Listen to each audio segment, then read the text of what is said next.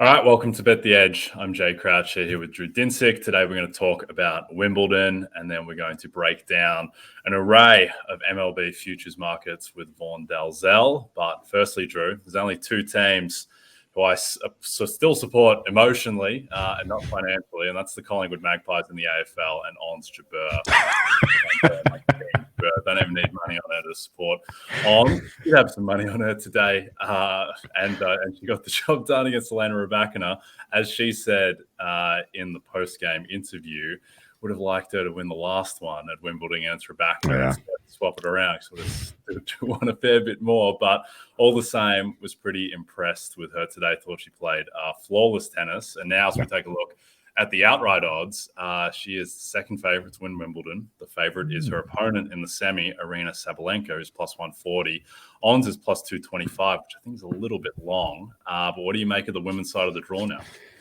Yeah, I mean, today was cathartic.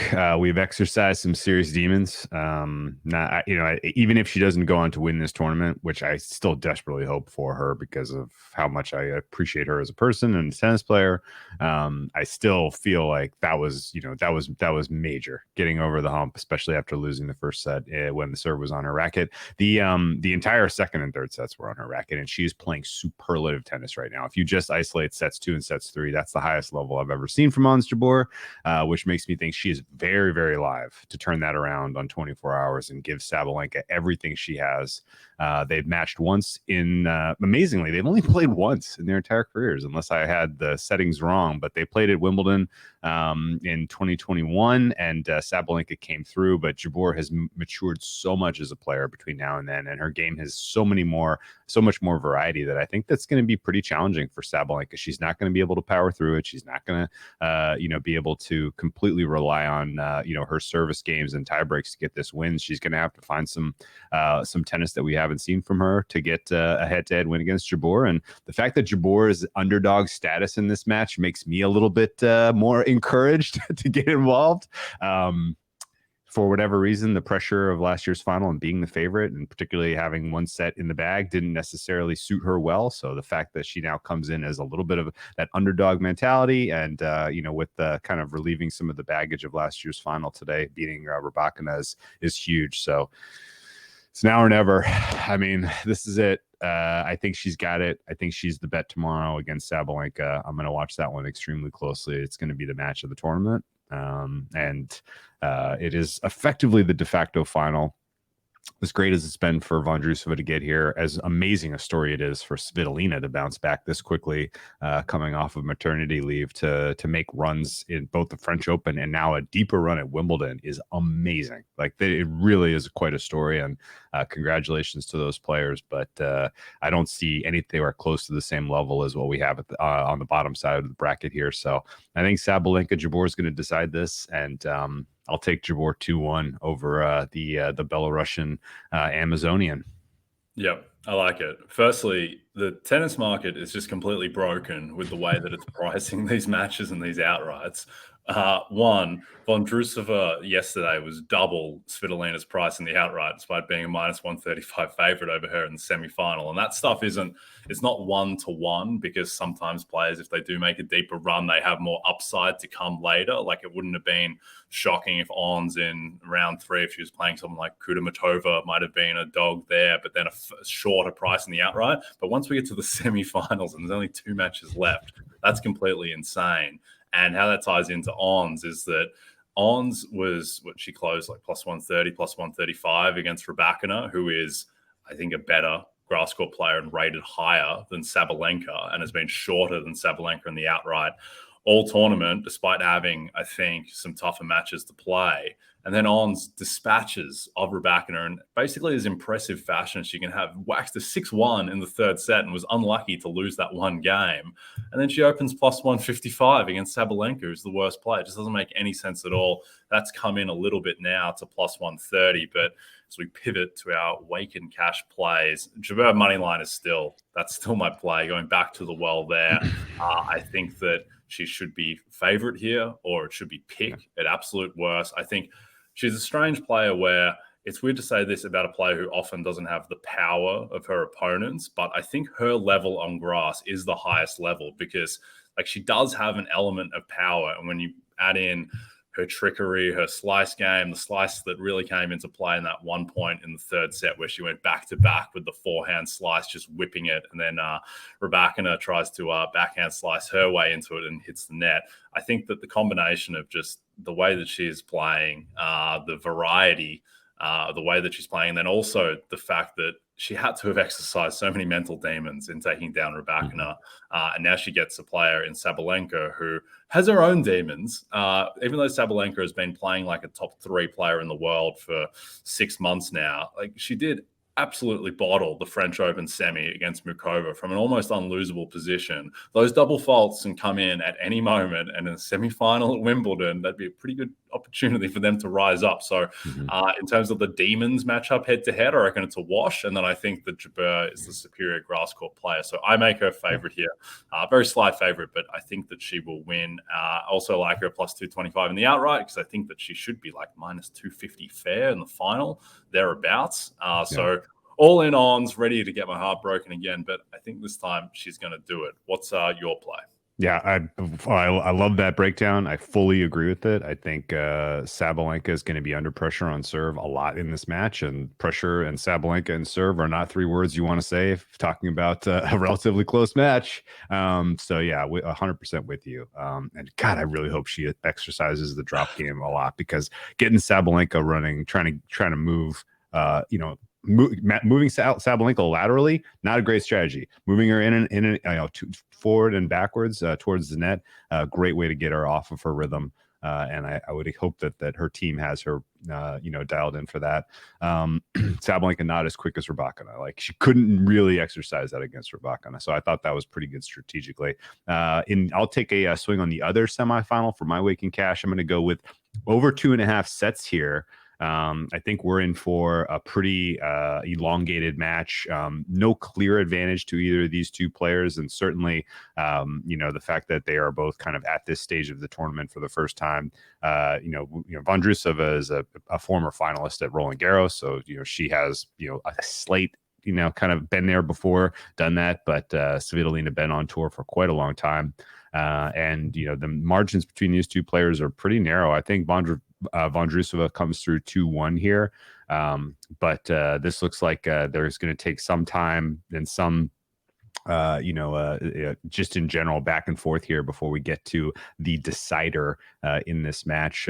Decent amount of history between these two players, with Svitolina actually a notable head-to-head advantage in the times they have matched up between each other. But a lot of that was, of course, before either of these players got to this current form in terms of grass game. So tons to figure out in this one, which to me spells an over. And the fact that you're getting a plus price on that, I think is pretty solid. I'm going to take a little Vaughn Dalzell of a 2-1 at a nice plus price as well, in addition to the over 2.5 sets.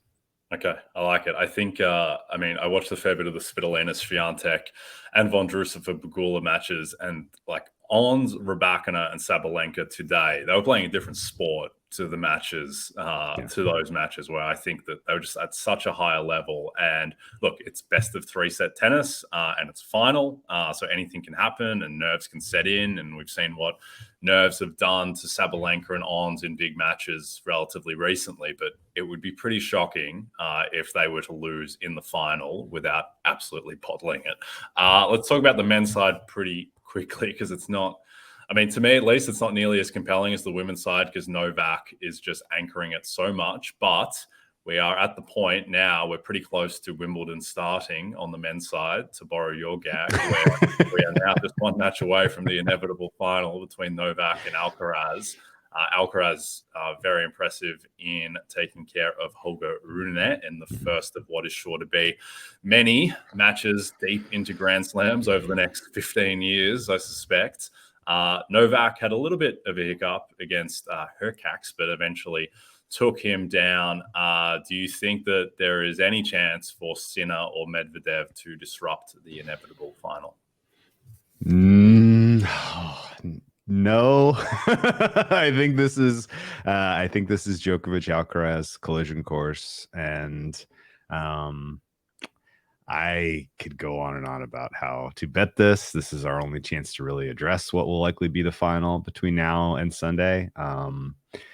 It's Djokovic played Sinner last year. It was a five-setter. It was a competitive match. Sinner had the advantage in the first two sets before Djokovic basically solved his game and ran away with it. You could point to some of that being Sinner's mental fortitude, not being all the way there, thinking a little bit too much about the moment. And he's certainly kind of played a lot cooler getting to this point in the tournament this year, but he has played nobody. I mean, this is the softest run and the weakest quarter by far. And so the fact that he's here is, good job you didn't bottle it. Like it's not as much really a strong point of pride that he's playing especially well right now. And I think Djokovic takes care of him pretty comfortably. The other matchup, there's going to be some people that try to make a case for Medvedev. He does have a little bit more experience at the slam level than Alcaraz, just because he's an older player. He's been here more times. He actually has a head-to-head win against Alcaraz on grass. Alcaraz has only played like 15 matches or something on grass. Somehow, some way, they matched at Wimbledon back in like 2021, and Medvedev got the better of him in straight sets.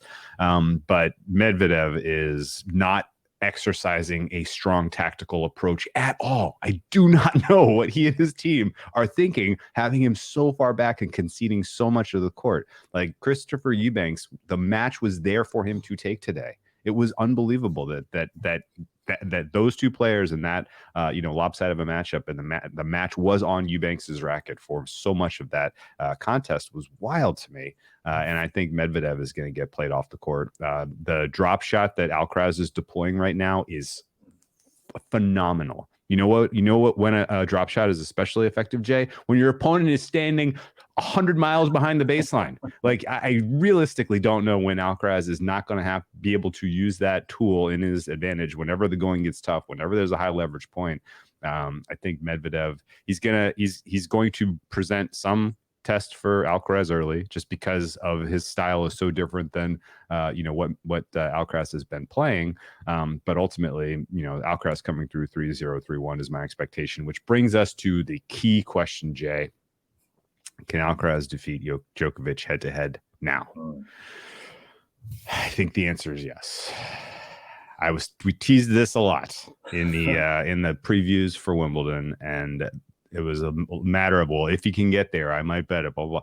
I think the answer is yes. I've seen enough growth. I'm seeing a high enough level from Alcaraz in this tournament to tell you that it will be very, very challenging for Djokovic to beat him head to head here. And of course, the shoe is on the other foot now in terms of pressure. The pressure is on Djokovic. He is going for the calendar slam. He is going for the all-time career record of slams in tennis. Whereas the pressure and the nerves were entirely on the favorite in Alcaraz at the French Open, which I think were substantially, contributory to his physical failings. Now the shoe's on the other foot. He's playing with the house money. Djokovic is going to take him time to solve Alcaraz's game. I actually don't even really know what Djokovic is going to do to solve it, because it is very, very, very good right now. First set, Alcaraz was off today. His first serve was only hitting at 50%. He still found ways to, just completely flummox his opponent in all of the high leverage points. And I would expect that it's going to be a pretty memorable and competitive final between these two. And I'm going to be on the dog. Yeah. I mean, the market's going to open Alcaraz plus 180, that type of range. I think bigger. I think it's going to be bigger. Okay. Yeah. Well, it'll be a bet if it's bigger than that, certainly. I would have thought that Djokovic should be favored, but I would have thought Alcaraz is in the plus 150 fair range, that type of range. And I think that, he's definitely going to open bigger than that. And I think that Alcaraz, I mean, to me, he's got just about the highest level of anyone I've ever seen play tennis. Because when he's on, he's just unstoppable. There's absolutely nothing that he can't do. So, I suspect that I will be on Carlito with you as well. All right, as we pivot now from London and Tunisia to Cincinnati to talk some baseball. But before that, with NFL season quickly approaching, now is the perfect time to get your Roto World Fantasy Football Draft Guide to get ready for your draft and stay one step ahead of your league during the preseason with updated player rankings, profiles, projections, mock drafts, and more. Go to NBCsports.com/draft guide and use code DRAFT2023 to save 20% at checkout. All right, let's welcome in Vaughn Dalzell, talk about some baseball. Thank you for joining us, Vaughn. Let's start off in Cincinnati and talk about Elly De La Cruz, who is the most fun player in American sport at the moment. He is plus 275 to win National League Rookie of the Year. Is there any chance, do you think, that he can catch Corbin Carroll, who is minus 300? I do think there's a chance, Jay. And you said it. He is the most exciting player in baseball, possibly ever any sport. I mean, 458 rocket of a home run, clocking the fastest triple in modern day history under 11 seconds. Of course, he stole 3 bases on 2 pitches, including home. I mean, that's pretty normal, right? He does everything. So this guy has been putting all the highlights together. He has the hype, and it's kind of scary betting on a guy that has that, only considering he's played 27 games. And Corbin Carroll's played over 80 this season and played 32 last year. So Corbin Carroll obviously has a much larger sample size when talking about this race, making him the favorite and the success of Arizona this season, which was expected, though. However, Cincinnati, their success was not expected. This team was 62-100 last year. 62-100. They have 50 wins at the All-Star break right now. And a lot of that is because of De La Cruz. He's 21-6. When he's in the lineup, they're 21-6. He's averaged over a run per game, 16 RBIs, 16 stolen bases, 4 homers. He's pretty much done everything asked, and he's a switch hitter as well. So I think there are significant chances. It's a 2-man race. Don't even look at Mac McClain or anybody else in this market. It is strictly Corbin Carroll or De La Cruz. And I did place my bet on De La Cruz on Monday. And looking at the strength of schedule lastly, benefits the Reds. They have the 5th easiest strength of schedule in the NL. You obviously know the Central was really bad this year. Arizona, top 10 toughest schedule. So it really sets up for this to close the gap, and it's been closed. The gap's been closing over the last month. So, yeah, give me De La Cruz at plus 275. Yeah, I'm with you for a lot of the reasons you mentioned. The only thing I can kind of sprinkle on top of that, Corbin Carroll dealing with some physical ailments, and it's only July. We got a long way to go. It's not how you start, it's how you finish. Corbin Carroll either be missing games or just not being in there injured and ineffective is going to impact his status. So I think this market gets a lot closer before we ultimately decide it one way or the other. Yeah, don't mind taking a shot at all on the long shot. Speaking of don't mind taking a shot on a long shot, I'm ready to continue to pile up against the Dodgers here in the NL West. This team is overrated. They are minus 275 right now to win the West, even though they're tied with the Diamondbacks. Yes, Corbin Carroll may be, on the due for some regression and or injured, but the Diamondbacks are a very good, deep team. The Giants are not that far away from being competitive as well. And so I would say this is still going to be a really, really close race coming down the home stretch. How do you lean looking at the NL West champion overall? And do you think there's a bet to be had here? I'll say the Dodgers are not the Dodgers of past, but they still are the Dodgers, Drew. So it's like they get the respect in this market, the minus 275. I mean, I'm not laying 275 with the Dodgers. I may sprinkle the Diamondbacks here, but I don't think that the Diamondbacks bats are going to be able to keep up with the likes of the Dodgers when they get healthy, because LA's got a lot of guys coming back here over the next 60 to 75 days. I mean, we're talking Dustin May, Walker Buehler, Noah Syndergaard, Shelby Miller, all pitchers that they need, and that's where they've been kind of struggling because we've seen Mookie Betts, Freddie Freeman, JD Martinez. These guys are hitting among the best of the best in the MLB right now. But getting those pitchers back, Chris Taylor, Gavin Lux, Trace Thompson, that'll help the Dodgers a lot, in my opinion. But when you look at the Dodgers' remaining strength of schedule, 17 of their games come against the A's, the Tigers, the Nationals, and the Rockies. That is very ideal. Then you, of course, got 5 against Arizona and 7 against San Diego. So I like the Dodgers schedule a lot. And right out of the break, how you said Corbin Carroll's dealing with some stuff. Zach Gallen's been phenomenal.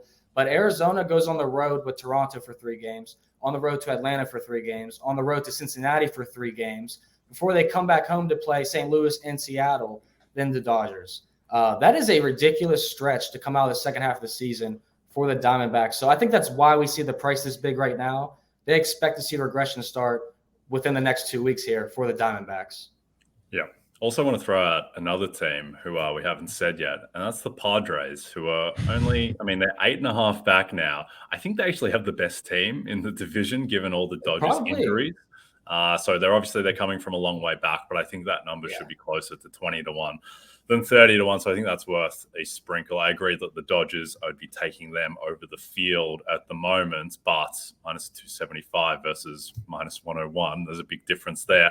And I think that probably the best bet at the moment in the division is the Giants at plus 700, who I believe in a little bit more than the Diamondbacks, just because of the Giants pitching, the Giants' depth. They're going to have guys coming back from the injured list, like Thairo Estrada, who will come back, and Patrick Bailey, who has been a revelation and should probably be the third favorite for NL Rookie of the Year, even though he's almost certainly not going to win. I think the Giants also, they have as easy of a schedule as the Dodgers remaining. So they would be the team that I would fire my bullet on, and also don't mind a little sprinkle on the Padres. Let's talk about NL Cy Young, which is an interesting one because I think both MVP races, well, they're not decided. We'll talk about NL MVP, which I think is actually not decided at all. AL MVP is decided so long as Shohei doesn't get traded, and even if he does, I think he's probably still going to win. But both Cy Youngs are wide open. And the NL Cy Young, Zach Gallen is the favorite at plus 240.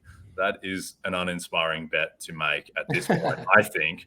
Clayton Kershaw is plus 325, which I think would be fine if he wasn't on the IL right now with a shoulder injury, and he seems to have a 6-week injured stint every season, and he might be in the middle of it right now. He's supposed to be fine and come back, but you just never know with Kershaw. And that team is obviously, they're planning for a World Series run. They don't really necessarily care about games late in the season if they start to get a lead in the division.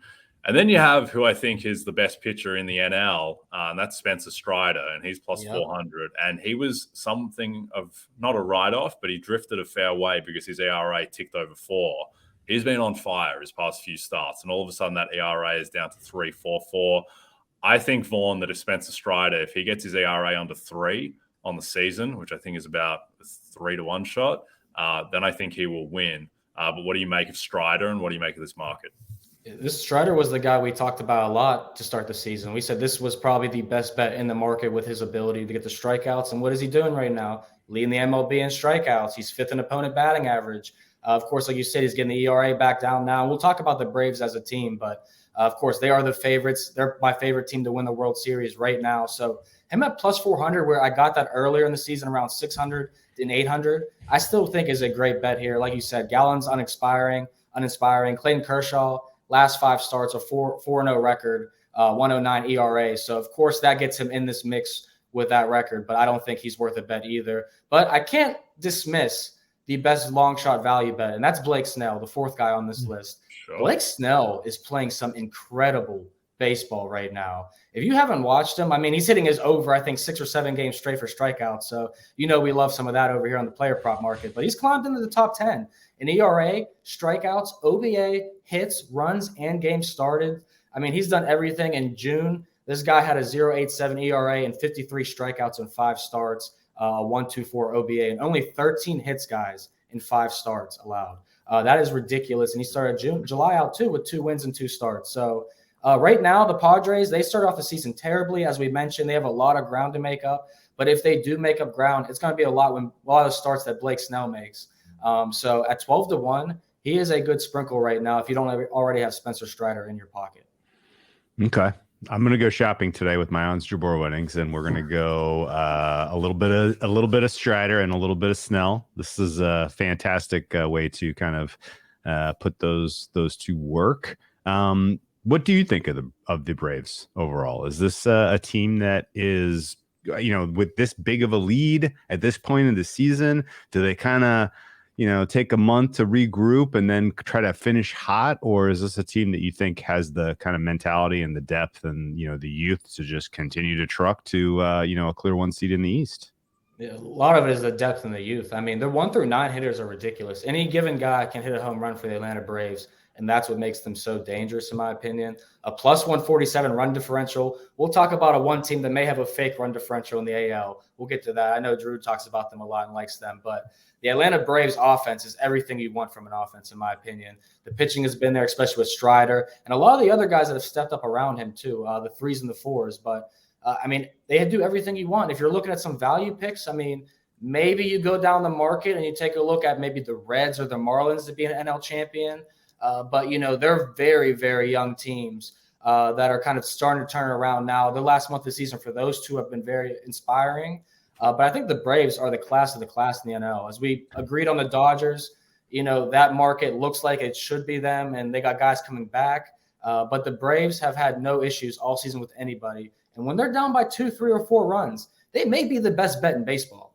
That's the type of offense that they have. So, yeah, I mean, I'm not going to use the word all in on the Braves, but if I was to push the chips on one team, it is Atlanta. Yeah, I mean, they're primed to have home field advantage, to only have to play 2 series, which is the key there as well.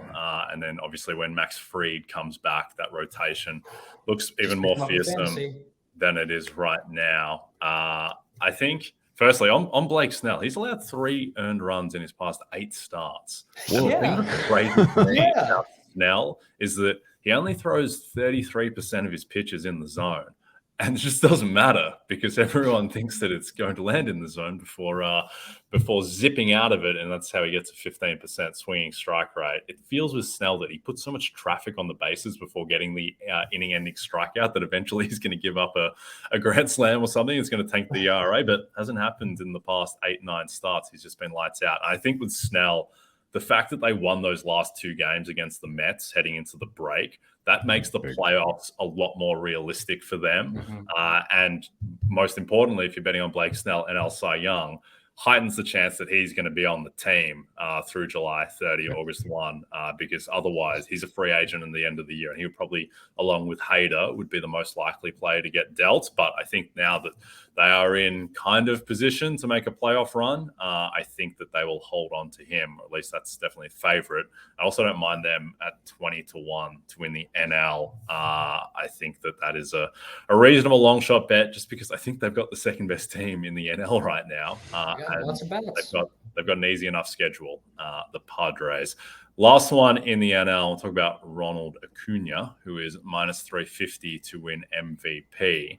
Now, I think Acuna is clearly the rightful favorite, but Mookie Betts quietly, or maybe not so quietly, has closed the gap a little bit in the past week or so, just hitting home runs for fun out of the leadoff spot as well. He's bridged the gap now in OPS, where it's 990 Acuna, 964 Betts. There's a 0.6 Fangraphs WAR gap. Acuna, I think, is much more of an injury risk, given that he gets injured almost every single season. Betts is a bit more durable. So I think that if you can get Betts at anything above plus 500, it's a worthwhile bet. I think that Acuna is rightfully the favorite. I think he's a 75% chance to win the award, but I think Betts is the clear contender. What do you think about Acuna v. Betts v. anyone else, Vaughn? Yeah, I definitely missed the wagon on Acuna when all his odds went down. My preseason pick was Juan Soto, which is now 33-1. And I mean, I don't feel any confidence in that one or that cash out offer. So yeah, I mean, I think Acuna is the rightfully favorite. Mookie Betts the last 2 weeks has moved all the way from 15-1, 18-1 on some books down to 6 and 5-1. So I see the odds coming down. He's going to put up a career high year in OPS, probably in batting average, in home runs. He had 35 homers last year. He already has 26 at the All-Star break. You couldn't tell in the home run derby, but he is hitting the baseball very, very well. And, you know, I laugh about it because I did take Mookie Betts, his over in the derby, take him to win it because he was having his career year, but just simply not a power hitter. But when he's in the game, he's getting on base. He's doing everything he's asked, and he's really been the best player for the Dodgers with that trio they have there in the 1, 2, 3 spots. And I think you were talking about the 2 best leadoff hitters in all of baseball, and Acuna and Mookie Betts. So, yeah, I think those 2 are the clear bets here. Wouldn't take anyone else in this field. Yep. I think that is the right play. I'm sitting on a Sean Murphy 250-1 ticket, and he's leading the NL in OPS as a catcher and seemingly just drawing dead for MVP because Acuna and Betts have been so dominant, but so it goes. All right, before we get to the American League, a reminder that Sunday mornings mean MLB leadoff on Peacock. This Sunday, the Giants face the Pirates in Pittsburgh. Both teams hope to move up in their divisions, but only one can rise on Sunday morning. Watch MLB Sunday Leadoff live at 11:30 a.m. Eastern, exclusively on Peacock. All right, let's talk American League. The AL East, every team is above 500 right now. The Rays are minus 275 to win the division, only 2 games clear of the Orioles. And I don't think you can rule out any team in this division, really. Even the Red Sox, they're not completely done yet. Of these teams, Vaughn, which team do you believe in most at the prices to win the division or to win the AL? Yeah, I will say the Red Sox they're not in the race, Jay. I mean, they're as much in the race as your Chris Sale ticket is for Cy Young, which was my favorite thing that's ever been said on Bet the Edge, by the way. But Boston went on a 5-game win streak. So it makes the record 48-43 now. But mind you, 3 of those wins came against the Oakland Athletics. So what does that really mean? The Yankees also just had maybe the worst June of almost any baseball team. 208 batting average, second fewest runs. Only the Royals scored less. So, they got a lot of injuries going on right now. Judge should come back. Stan's been banged up. Pitching's not that great outside of Garrett Cole. I think the best bet here, and I'm not going to lay 275. Like I said, the Dodgers and the Rays are very similar in these markets, but you got to try and look to see if there is value. I like the Orioles if we're picking a team here. I mean, the Blue Jays have all the bats. Their pitching hasn't been as good this year. Obviously, Gosman's been awesome. But Alek Manoah came back, looked good. Will he be as successful in the second half as he was in that first start back before the All-Star break? We don't know. Should I pick him in fantasy? Probably not. But the Baltimore Orioles are only 2 games back, and they've been rallying very well. They have a 4-game series against Tampa in Tampa, July 20th to the 23rd. So I think that is the big series here. The Tampa Bay Rays at this minus 275 price. It's not like Jokic winning the Finals MVP, guys, how we were all on that. And we're like, we'll lay that price because that's 99% likely. This is way more open than that. So I like the Orioles, and if you were going deeper down the board, I would take a stab on the Blue Jays. With McClanahan and Glasnow being kind of banged up at the moment, the value is not on the Rays. Yeah, I mean, crazier things have happened than the Red Sox coming back to win the East. Baseball has some absolutely insane swings from middle of the season to the end. Braves winning the World Series a couple years ago was unthinkable. Nationals winning a couple years ago was unthinkable. Cardinals back in the day were 20 games off the division lead, come back and not only win the division but win go on and win the World Series. So it's it's a long season. There's a lot of games left. AL East, to me, I think there's 4 playoff teams in there.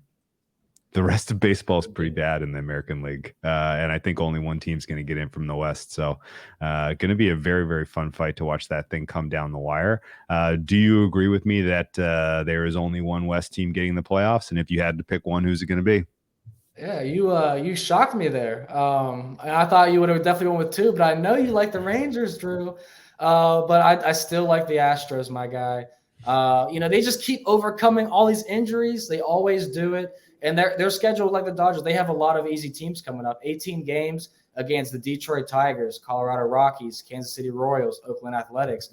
5th easiest strength of schedule left in all of baseball. That benefits a team that has some of those injury issues. And coming out the break, I mean, their first 9 games, they get the Angels, Rockies, and A's. So before they take on the Rangers at home in a 3-game series. So I still like the Astros, period. I mean, I do this every year. And I know it's not fun for our listeners. I know it's not fun for people that hate the Astros, but they continue to win for me, clinching the AL West, and they usually clinch the AL. So another time I'm going to go back on the Astros here in the AL West. I don't think they win the AL in general, but the Rangers run differential, which I wanted to speak with you with, Drew, plus 148, the second best in baseball, right there with the Braves, right there with the Rays. They have the most runs. Are the Rangers offense able to sustain that in the second half of the season? Are they truly up there with the 2 best offenses in baseball? I don't think so. Me neither. I'm losing confidence in the Rangers pretty badly. I gotta tell you. Thank you. I don't know, man. That Jay, where are you? You want to break the tie here? I lean Rangers, but again, I still think only one team's getting in. Or you think we're crazy and that these 2 teams are both playoff bound? I lean Mariners. I think the Mariners. I don't think they're more likely than the Rangers or the Astros, but I think at 14-1 to win the AL West, they've got a relatively easy schedule, at least compared to the Rangers in particular, who have a brutal schedule coming up.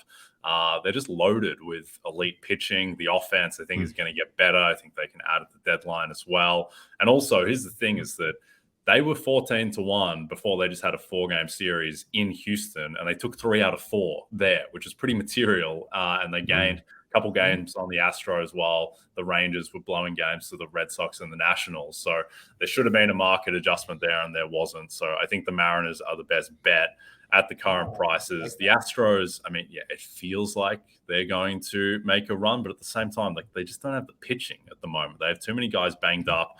Alvarez coming back will help. I don't know why Dusty Baker keeps on playing Maldonado over I know Diaz. Diaz is so much better as a hitter, and also would be a stealth Rookie of the Year candidate if Dusty ever does make that switch.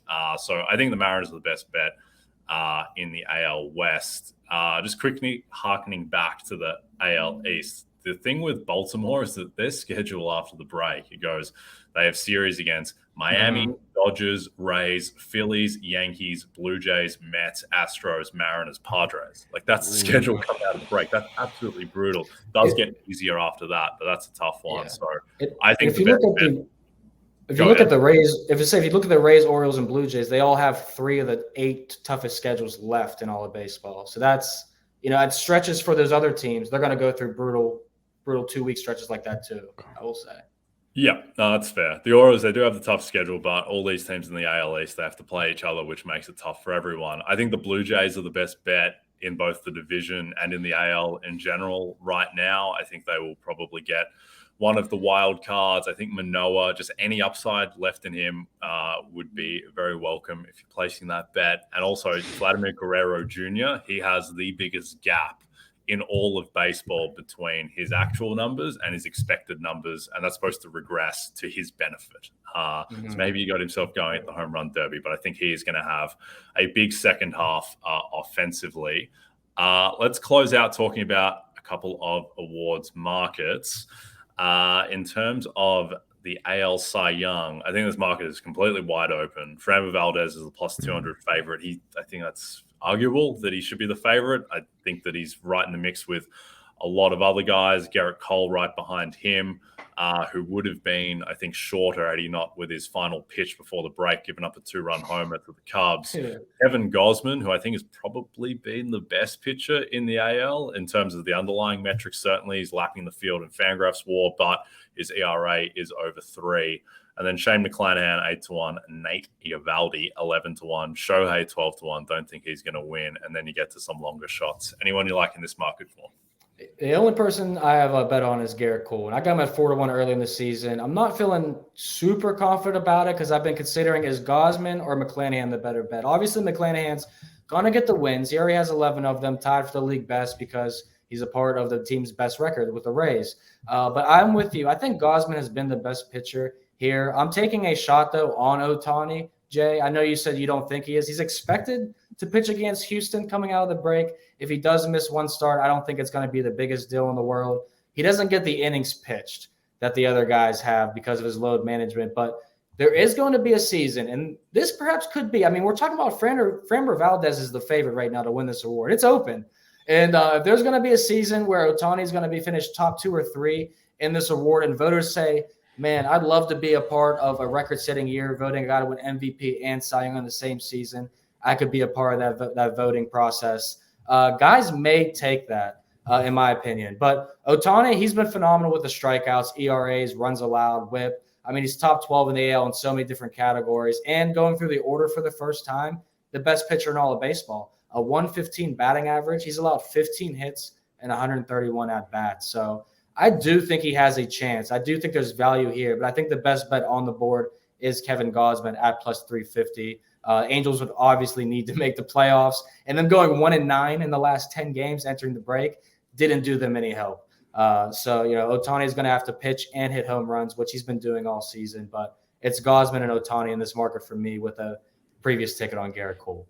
Yeah, pretty surprised Gausman's not the favorite in this market, considering he leads in WAR and xFIP. A little weird. Don't exactly understand the lack of sentiment there. That could flip before we get to the end of the month of July, in my opinion. AL Rookie of the Year race, wide freaking open. Do you think the award comes down to the guys who are at the top between Josh Jung, Yoshida, and Gunnar Henderson? Yeah, I mean, I like all 3 of these guys. It was kind of hard doing all my preparation and thinking about what I've seen from these guys to pick a clear guy that's the best bet here. But for maybe the first time on the show, second time, I'm probably going to say the favorite is probably the best bet as of right now. I mean, Josh Jung has pretty much done everything asked for him for Texas. He has 97 hits in 88 games, averaging over a hit a game, 19 homers, 56 ribbies, 280 batting average. All those things I just mentioned ranked top 32 in all of Major League Baseball, which is very impressive for a rookie. We don't have to say that. But Yoshida's doing similar things with 95 hits in 78 games, but with fewer games played, his numbers obviously don't reflect what Josh Jung has done. Jung's WAR is higher than his, and Texas is in position to make the playoffs as opposed to a team like Boston who, with their 5-game winning streak, their postseason chances may be a little inflated, in my opinion. So I like Jung here. I mean, Gunnar Henderson's been awesome, but his numbers are nowhere near these two hitters who are averaging over a hit per game. So give me the Texas Ranger, Drew. But this is probably my least confident bet out of the whole show that we've talked about. Yeah, I think Josh should be the favorite at plus 125. I don't mind that. I don't think it's far off fair price, and he's just steady. He's just rock solid. Yeah. He's pretty low variance, and I think he will be the default winner. If it's at all close particularly between him and Yoshida, then Josh will win just because Yoshida's not really a rookie. So I think that will be the tiebreak there. Gunnar Henderson is a strange player, and he is in this race because he got incredibly hot for 1 week where he was the best player in baseball, and that has propped up all of his numbers. He may have made some adjustments where we'll see more of that in the second half. So he's definitely live. He can absolutely win this, but I'm betting on a long shot in this award, and given that the top 3 are relatively uninspiring, this is the type of market where you should be looking for long shots. And to me, it's a bit from left field, or from shortstop, literally. The best long shot to me is Anthony Volpe, where I don't think people have really keyed in on this necessarily, but he made an adjustment to his swing and his stance on June 13th. And since then, he's got an OPS over 900. He is on pace for 25 homers, 30 steals, playing every game as shortstop for the Yankees, who are likely going to make the playoffs. He's been batting 300 since that change. He is an elite defensive shortstop. And also, he plays for the Yankees. So if he's got the best case, he's going to win, and he's 50-1. His WAR numbers are outstanding because of his defense. And he's going to have enough of the counting stats, I think, where if he does get hot, then he can make a run at it. He's got a bit of distance that he needs to make up on Josh Jung in particular, but I think that he can do it, certainly relative to 50-1. I think he should be more in the 20-1 range. He's coming from a little way back with the OPS, but he can make up that gap. So Anthony Volpe is my bet. I absolutely love that. I'm going to place that bet today. Like that's he's been hitting over 300. I mean, I watch a lot of Yankees baseball here. A lot of people are Yankees fans up near Connecticut, but over 300 last 15 and 30 days. I mean, he steals base, like you said, too. He does so many things well. And, 50-1, it's definitely mispriced. He'll close that gap. Yep. Anthony Volpe. All right. He's the guy. Anthony Volpe and Ons Jabeur, the 2 tickets. All right. We are done. Don't forget to check out NBCsports.com for more information to help you with your wagers. Thank you, Vaughn Dalzell, for joining us today. Thanks to you too, Drew Dinsick. And thanks to Ons Jabeur for getting a winner. Hopefully she can get another one. Coming up as well, if you're listening to us in podcast form, don't forget to rate and subscribe. From Jay Croucher, we'll speak to you soon.